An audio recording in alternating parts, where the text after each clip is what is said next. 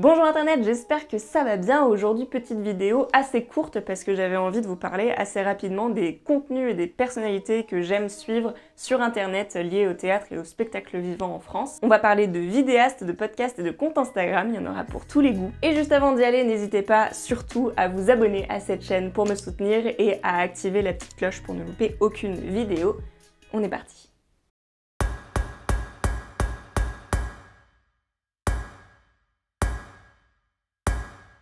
On démarre par le contenu sur YouTube. Alors si vous me suivez de près, je pense que vous connaissez déjà les deux personnes dont je vais vous parler puisqu'on a déjà collaboré tous les trois. Il s'agit de Ronan au théâtre et de Marie-Coquille Chambel, anciennement Plein Champ. Ronan au théâtre est une chaîne YouTube tenue par Ronan Hinard depuis 2016 où il publie énormément de contenu.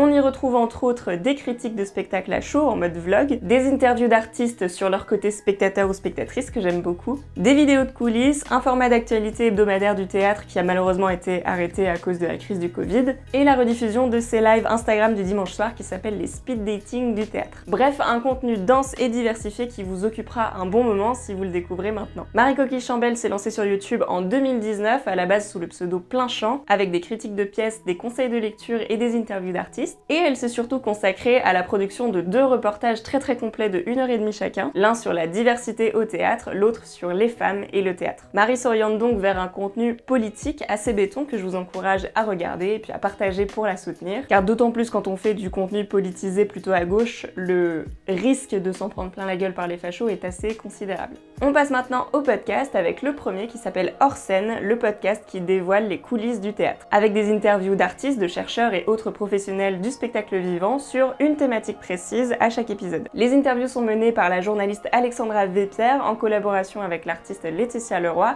qui ont une démarche assez vulgarisante, assez accessible selon moi, qui s'adresse à tous les curieux et curieuses du théâtre pour en apprendre plus sur la profession, sur les pratiques de ce milieu en toute simplicité. Les Rois du Monde et Stone, etc. est un podcast qui a une place assez particulière dans mon cœur. C'est une émission dédiée au spectacle musical français et non pas à la comédie musicale française, comme il est indiqué dans la description. Pas bien? Oui, parce que c'est pas la même chose. Donc les Mozart, l'opéra rock, le Roi Soleil, Cléopâtre, Dracula, les 10 commandements, et j'en passe. 5 passionnés de la question discutent autour d'une table d'un spectacle par épisode. Des épisodes assez longs d'ailleurs, plus de 2h30 en général. Pour le coup, je pense que c'est vraiment une émission et un sujet de niche dédié aux nostalgiques de ces concerts dramatiques qui, comme moi, ont une relation douce amère à ces spectacles-là, qui ont quand même forgé notre enfance et notre adolescence, et desquels on aime bien se moquer aujourd'hui. Gentiment. Et enfin, Sold Out, qu'on m'a fait découvrir très récemment. C'est une série d'interviews de professionnels du spectacle vivant de l'ombre, ceux dont on entend assez peu parler, à qui on tend assez peu le micro, comme les attachés de presse, les experts et expertes marketing et communication, directeurs artistiques, producteurs. Ces interviews sont menées par Marc Gonnet, un ancien d'Europe 1 et de Lagardère, qui est aujourd'hui patron de la boîte de marketing Delight, qui produit le podcast d'ailleurs. On a affaire du coup à un discours très précis et très axé professionnalisant, mais qui selon moi reste assez accessible et surtout très intéressant. Et on termine par un petit tour sur Instagram. Évidemment, on va démarrer par un compte de mèmes, très niche sur le théâtre contemporain, sur l'actualité du milieu et sur le quotidien des étudiants, étudiantes et apprentis comédiens et comédiennes. Ça s'appelle l'humour de Phèdre. C'est extrêmement drôle si on a les références, comme tout mème de niche, et c'est aussi un moyen de se tenir un peu au courant des dernières infos croustifondantes de notre très cher milieu des arts de la scène. Et en plus, ils ont repris un tweet de notre chronomusique nationale, donc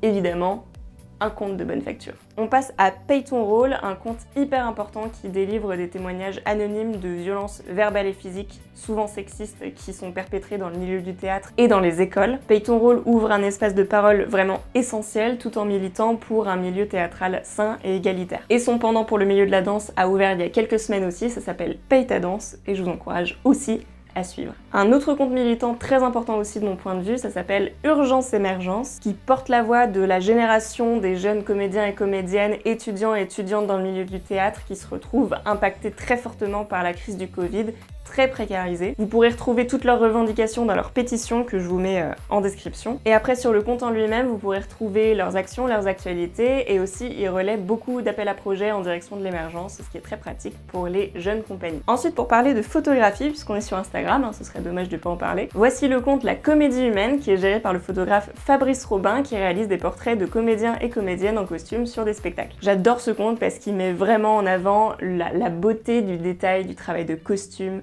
de maquillage, de coiffure, de perruques, qui sont des éléments qui sont, je trouve, souvent plutôt oubliés quand on parle de spectacle. Et puis au-delà de ça, je trouve que ces portraits sont vraiment magnifiques, donc n'hésitez pas à jeter un coup d'œil. Et on termine par le compte de l'Opéra National de Paris, qui est pour moi l'un des plus beaux comptes Instagram d'institutions françaises de la scène, par la qualité de son contenu. Il poste régulièrement des photos de scènes, de coulisses, d'architecture des bâtiments, des extraits vidéo de ballets, d'opéra, d'interviews, et tout est trop beau.